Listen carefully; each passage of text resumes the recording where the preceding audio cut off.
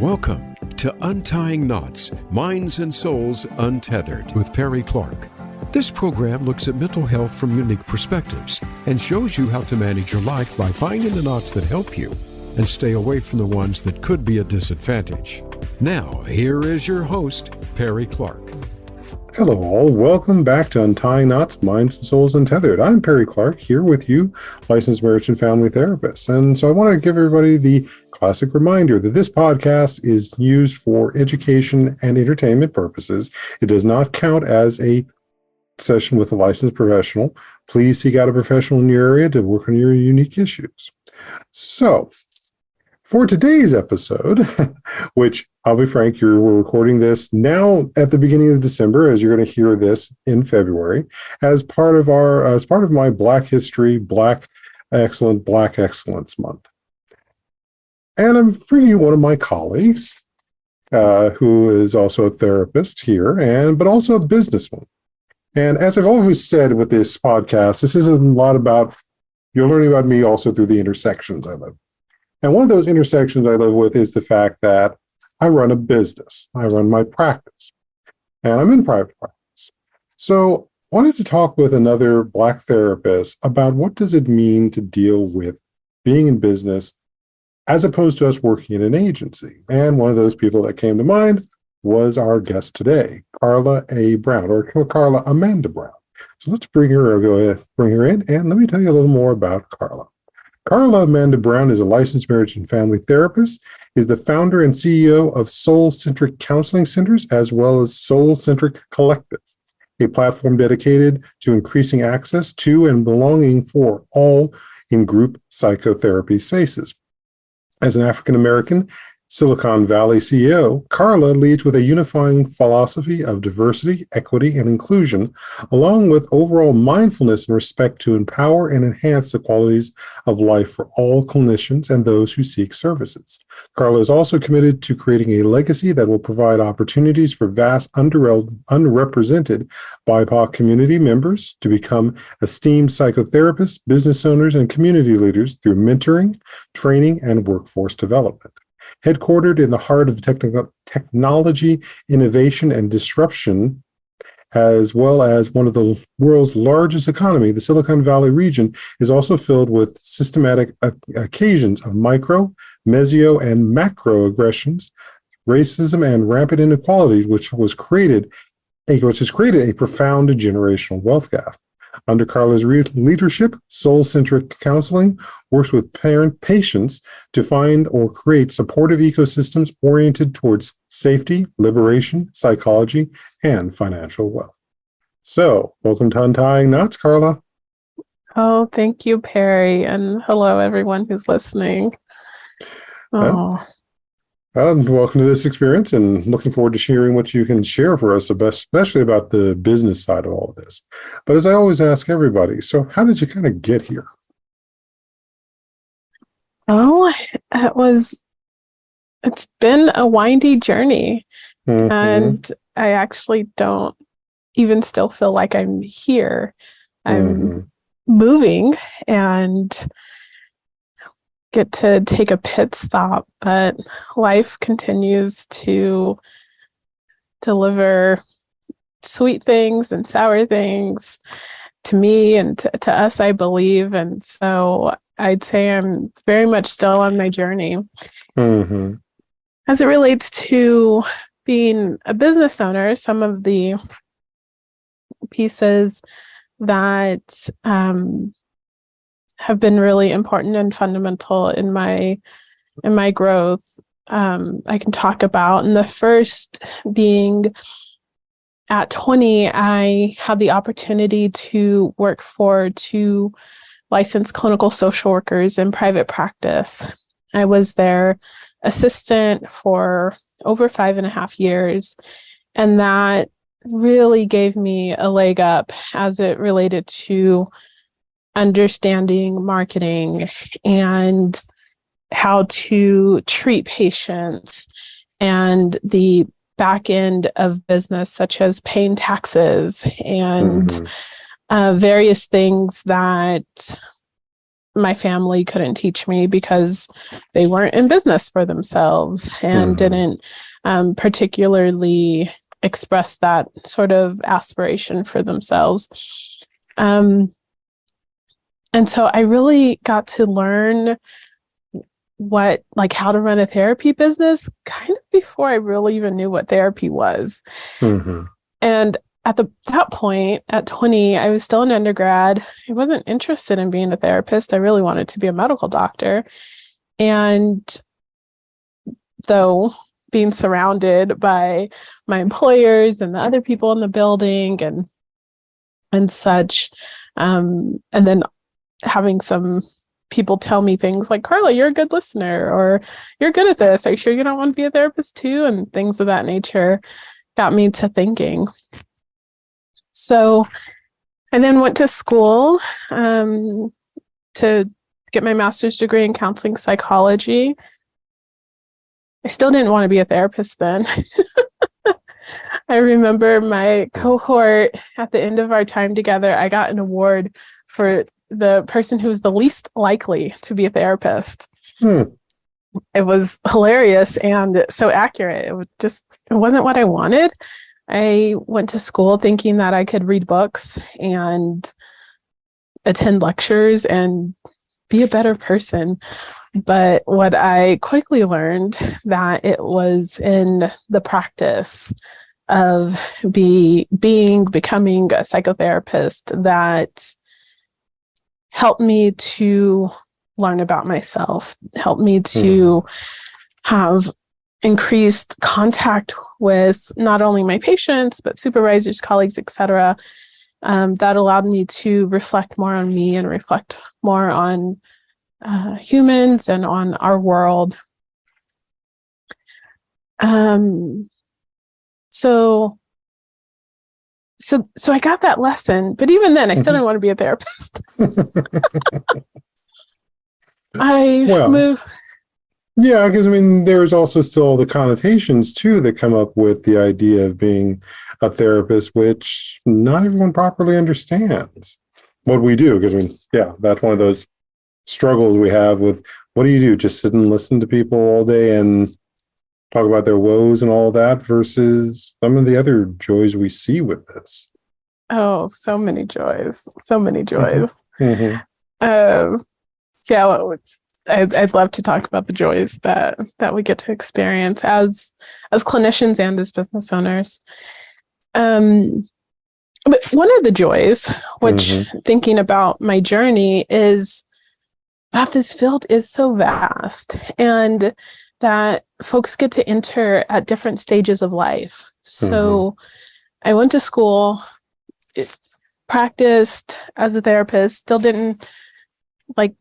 hadn't drank the Kool-Aid. And so I moved from Sacramento to this Bay Area.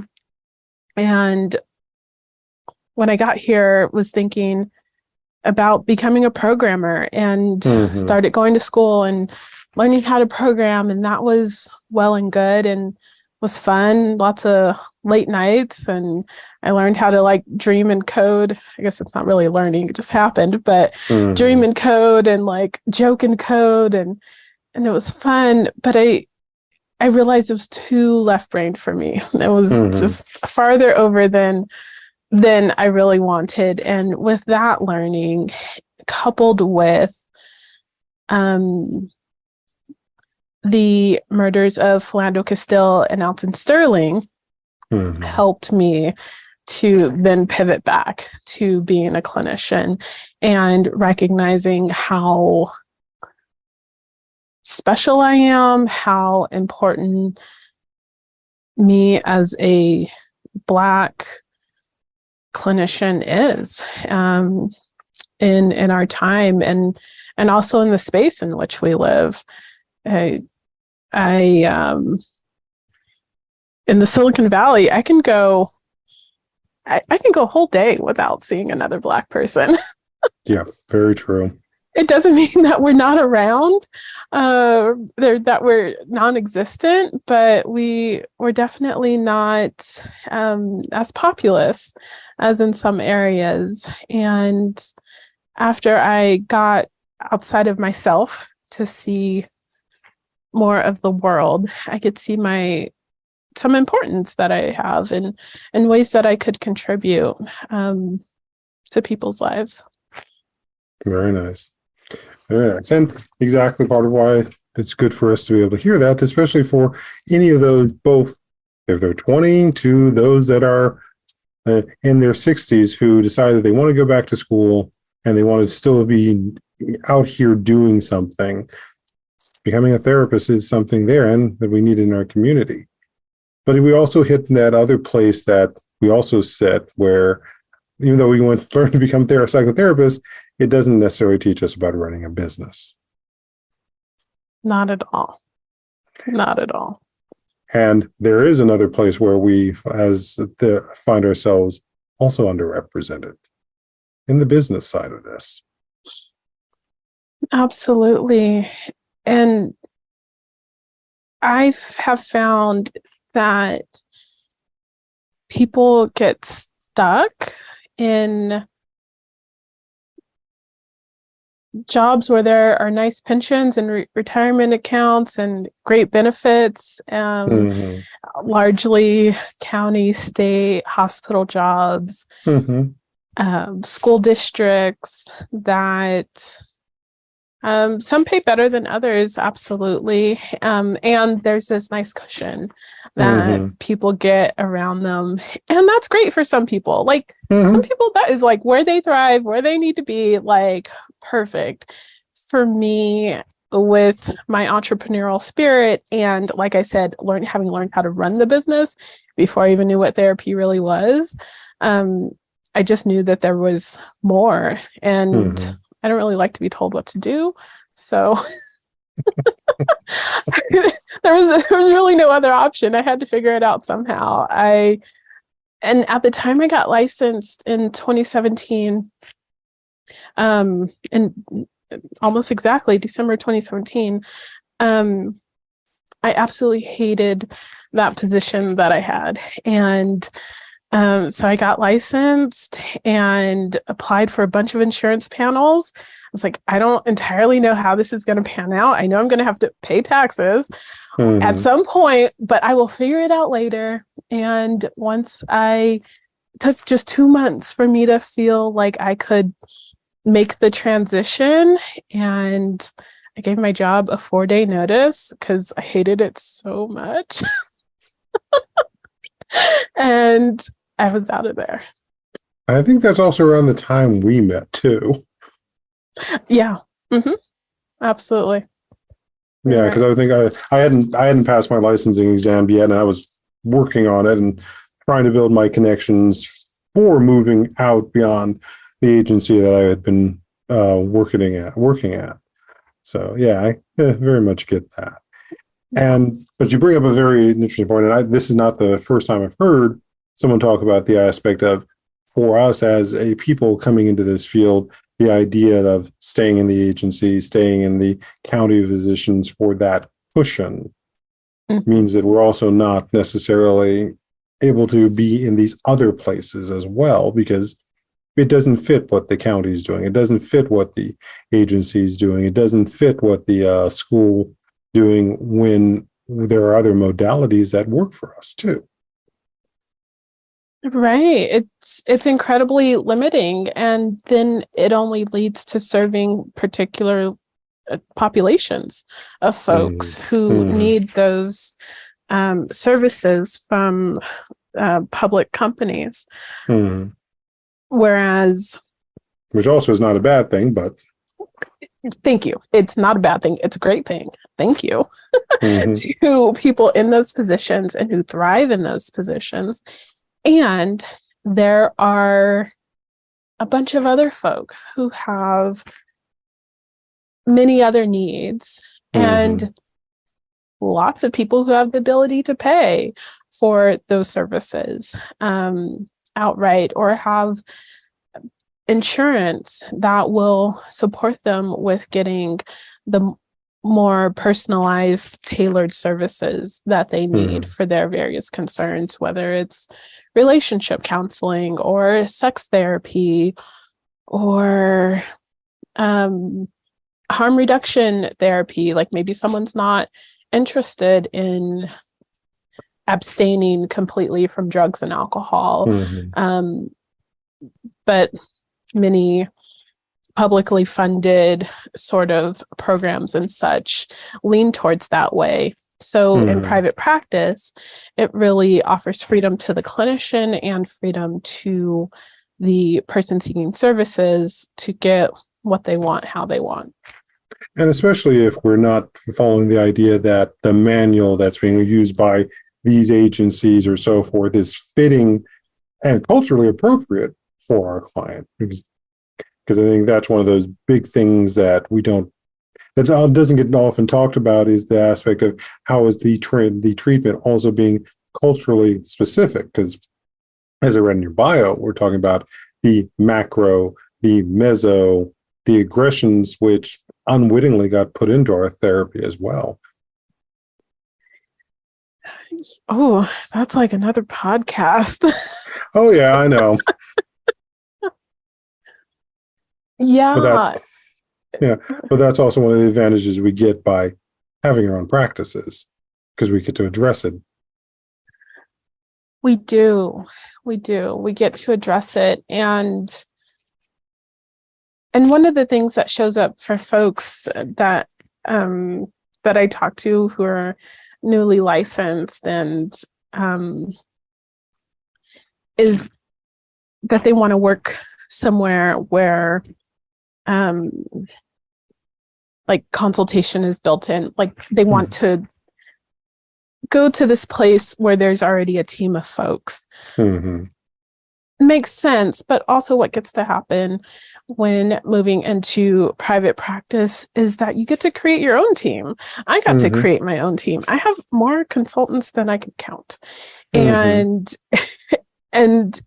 yeah, we don't all work, our money doesn't come from the same place, but we get to exchange ideas and continue to be connected with each other. And then in that way, I get exactly what I want rather than what this workplace has provided for me. Which is one of those other joys. So let's talk a little bit about what you have built, the Soul-Centric Collective. Yeah, that's one of my babies.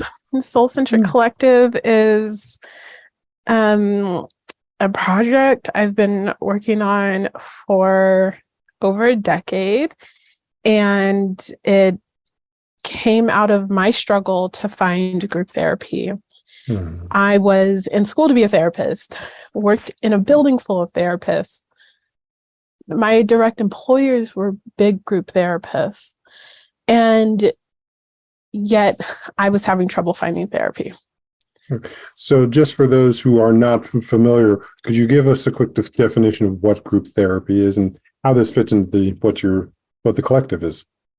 Yeah, so group therapy, I guess I want to broaden it out just a bit for a moment, which is why it's called Soul-Centric Collective. And emphasis here on collective and people coming together for a common goal to heal in a particular way or to heal from a particular affliction that they've got. And that can be done in a variety of ways. It can be done through therapy, through coaching, through a conscious cannabis circle. Like there are various ways that can happen. So group therapy is the application of psychotherapy to typically a group of strangers, but it could also be a family group or people maybe who know one another and have been grieving in a particular way. So to come together and to have a facilitated experience. I want to make a footnote that these examples are very limited as it relates to the various ways that collective healing can occur. Exactly. You're also a group therapist, Perry. How would you describe group therapy? Oh, well, I'm probably not doing so much therapy per se, but I'm doing a lot of psychoeducation because I am running a grief group at the particular moment, which has just been encouraging people to talk about what they're feeling in the moment, but I've also managed to relate it back to a lot of also some things that are cultural within ourselves, such as music, art, creativity, not just the idea of sitting in grief and doing nothing and just having it overtake you. So occasionally I get into that. I just not all the time. Yeah. Yeah. And I'm appreciating you adding how much there can be to what happens when we come together, ultimately helping people to connect with themselves and with another in a particular moment in time. So how is the Soul Collective, especially here being in the Silicon Valley, an area of creation, synergy, but also the expression of your Blackness? It's a beautiful question. I think a little bit less about my Blackness and more about my love for people and the sadness that I feel that it's hard for us to come together and to connect. And it was just,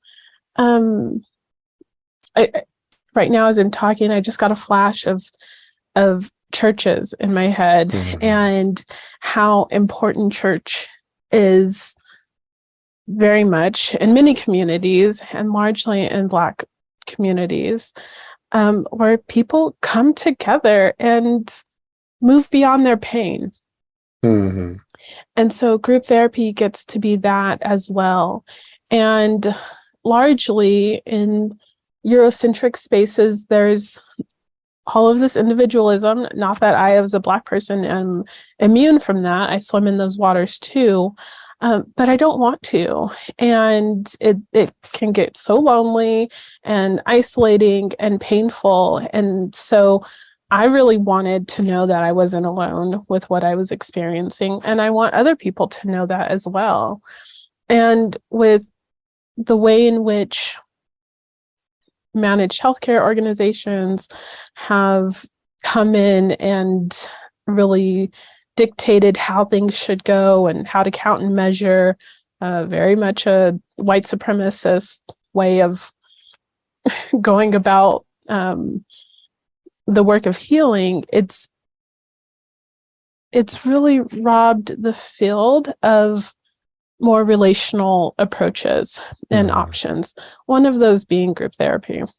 I watched a video with Irving Yalom some time ago, and Irving Yalom is a major group therapist, and he was a Stanford psychiatrist, I believe. And in the video, he said something like, we used to run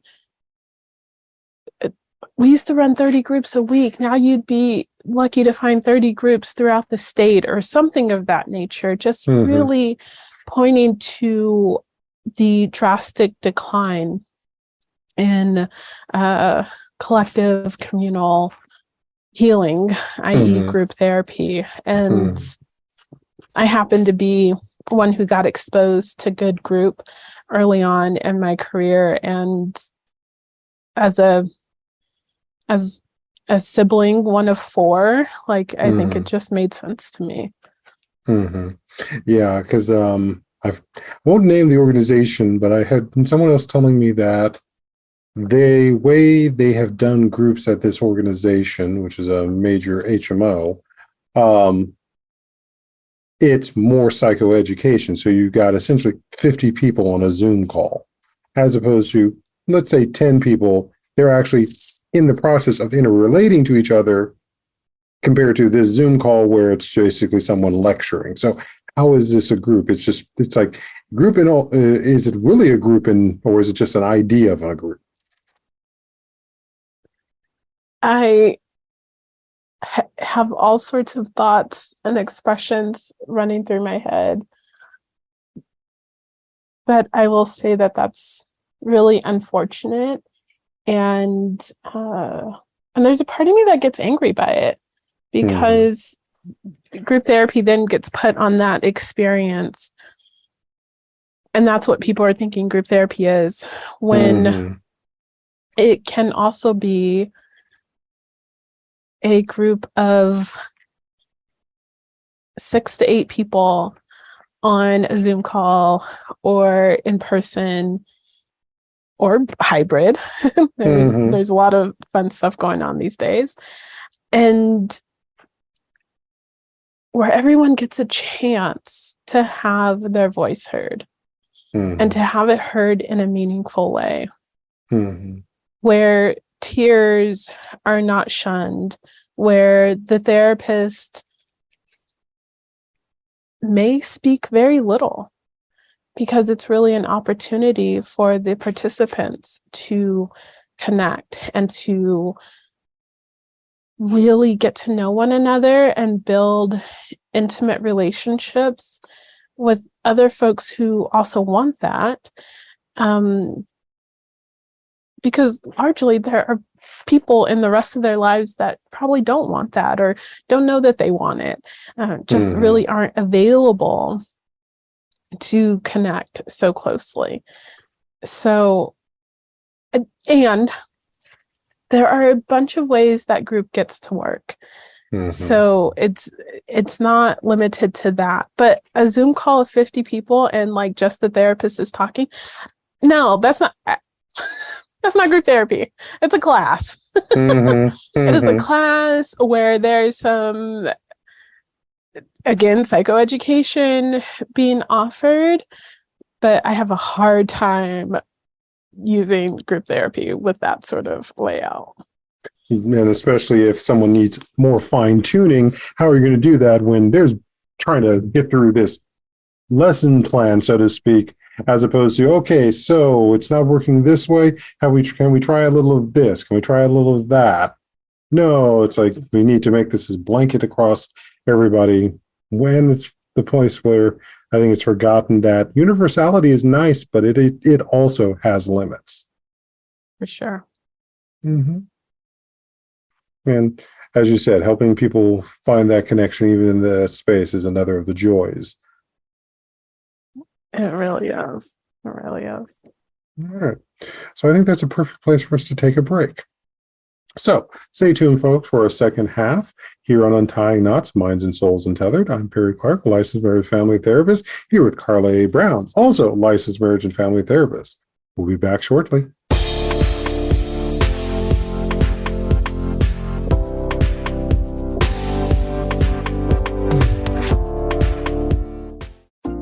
Our lives and the world around us can get messy and frustrating.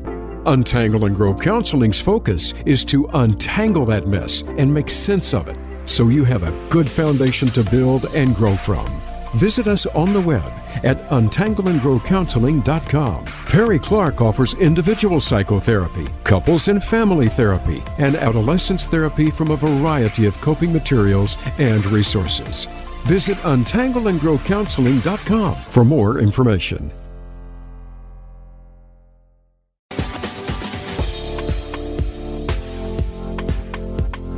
You are listening to Untying Knots, Minds and Souls Untethered. If you have a question or comment about our podcast, send an email to pclark@untyingknotspodcast.com. That's pclark@untyingknotspodcast.com. And now, back to the program. Hi, folks. Welcome back to Untying Knots, Minds and Souls Untethered. This is Perry Clark, licensed marriage and family therapist, here with you, and I'm with Karla Amanda Brown, also licensed marriage and family therapist and owner and operator of the Centric Collective and the Centric Collective Therapy as well. Welcome back, Karla. Thank you, Perry. Yeah. So one of those things that, and this is a conversation we briefly had when we last saw each other, and I had just come out of another just sort of support group for therapists, and especially therapists of color. And one of the members there, who was an associate and was looking at whether or not she was at a group practice and was debating that question of going into her own practice as a private practice. And one of the things she said was, well, to be in business for yourself, you have to dehumanize yourself. And it's like, whoa, what are you talking about, dehumanizing yourself? And we led into that discussion. So I'm curious, Because I know what I went through to start my practice, but I'm kind of curious, what are your thoughts, things, and suggestions for folks about starting their own private practice as therapists or as social workers, basically as healers? It's a lot of work. Mm-hmm. That's the first thing. And I say that not with wanting to stop anyone from taking this route, but it's a lot of work, and it's a lot of doing things that we didn't enter the field to do. Like, I didn't enter the field to do billing and to write invoices and all the other things that come along with marketing myself and things of that nature. It was not my intention at all.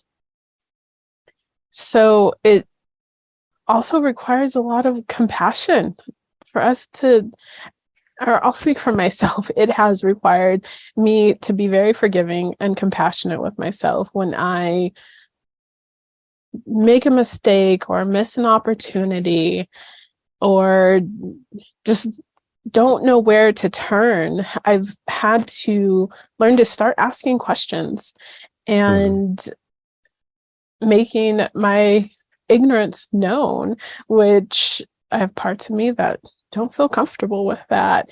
But it's been important because my practice is important. It's important to me and my livelihood and the parts of me that want to practice the way that I want to practice, and also obviously important to my patients.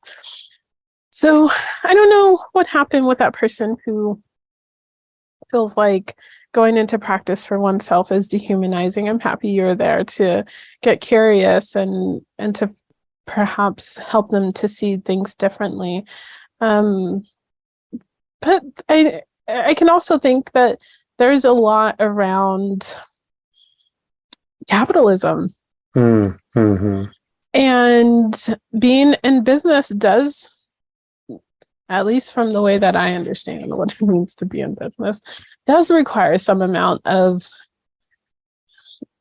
counting and measuring and making sure that there's things put in place that are going to allow me to continue to live and allow me to continue to serve in a way that doesn't lead me towards regret or that wasn't the word I was looking for. But regret sort of feels maybe the most apt and most appropriate for that moment, because I think there's also, just as we talked about the idea that by doing private practice, we get to do the stuff our way. We get to retune to what our people need, what our clients need. The same can happen in business.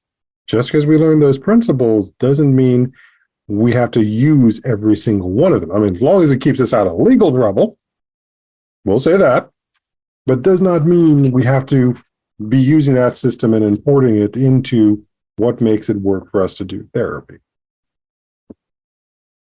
Yeah, we get to choose. That's one of the best pieces. Mm-hmm. And one thing that I think about for people coming into the field is I've had a few conversations with folks lately, and there's the idea that they need to know, like today, who they're going to serve for the next 30 years. Mm-hmm. And that's not the case at all. Mm-hmm. I have changed my target person or persons many times in the last 5 years. Mm-hmm. It has shifted from folks who have experienced domestic violence to only children, to only adults, to couples and groups. And it's just varied along the way. Mm-hmm. And mm-hmm. It's largely been as I learn and grow as a human, then my practice gets to shift with me. And mm-hmm. that doesn't get to happen when mm-hmm. you're working for an agency or an institution that only serves a very small particular population. Right. Which is also one of the ways that it can help you avoid burnout. Oh, yeah. Because especially if you're going to be doing this 30 years, there's only so many cases of a certain type that you can see before, let's be frank, you start burning out and becoming desensitized to it. Yes. And this work includes our sense of compassion, which you don't want that compassion turning into contempt if you can help it. Yeah. And as a Pisces, I get bored fast. So do I. I'm Pisces also. So look at us. Exactly. So with that being said, let's go and move into our next section, which is myths and realities. So what do you think is one of the myths about mental health that we can talk about what the reality is, even though we talked about a number of realities in this? Very recently, I had someone say, a new patient say to me, I thought that the therapist, it was something like, I thought that the therapist was going to judge me. But it was not that, like, I'm concerned about being judged, like that being in the air, but as if that was the therapist's job to be judgmental. Mm-hmm. And that was really fascinating to me. And I've had someone else pretty recently, like, say something similar, not quite as clear, but something similar around like that's what we do, like in the job description, like to judge. So that if that's what I thought was supposed to be happening in therapy, then I wouldn't go either. Mm-hmm. I mean, it sounds like someone had put this in their job description, and even then, it sounds like this would have been what we were talking about with the agencies. I don't know how they got that idea. Maybe I wasn't curious enough in the moment, but it was jarring to me, and again helped me to understand how important it is that we good, ethical, high moral, high integrity clinicians are out and about tweeting and Facebooking and talking, etc., about what we do and helping people to see our faces and to get a feel for our personalities. And I will say that it's important that there is a discerning sort of what makes sense questioning piece around our job. And the way that I practice, and I'm sure you do too, is for us to partner with our patients for us to be discerning together and figuring things out together. What makes sense, what goes here, what doesn't go here, which in essence requires some judgment, but not shaming of our patient and their lives and their experiences. Yeah, because that's one of the often things I also hear from whenever sometimes I do couples work, is that one of the couple is not talking about what they're feeling because they're afraid of being judged. Or someone's not being genuine and they're doing some sort of masking because they're afraid of being judged, which, yeah, literally everyone's afraid of being judged. And the reality is we do judge because it's also necessary. What's missing, though, is whether or not you're doing discernment before the judgment. Yeah. If you're just leaping to the judgment, that's actually perpetuating the problem. Well said. Yeah. So, where can people find you if they wanted to talk more with you and learn, either come work in one of your groups or support your cause? Well, the best way to begin contact with me is either organization Soul Centric Counseling, where we have over 10 amazing clinicians who have a range of ethnic and racial backgrounds, speak a range of languages, Spanish, French, Hindu, ASL, Punjabi, Arabic. We can be contacted through our website, soulcentriccounseling.com. And there's some social media that we've got as well: Facebook, Twitter, LinkedIn, Instagram. And then for folks looking for groups, for clinicians or leaders who lead collective experiences, Soul Centric Collective is how to list offerings for free. And so that could be ongoing groups or workshops, etc. And there's ways to reach me through both of those platforms. All right. And we'll have a list of those links in the show notes, so check those out. So, Karla, I want to thank you for taking this time on this evening here on Friday and taking a moment to speak to us. Thank you. I'm so happy I had the opportunity. Thanks, Perry. Perfect. So you heard it here, folks. You want to check out Soul Centric Collective and check out these websites. Otherwise, this is our wrapping up episode for the month of February. So we'll be back to our usual programming from this point on until we get to June, which we'll be doing this all again for Pride Month. So take care, stay warm, and we'll see you then.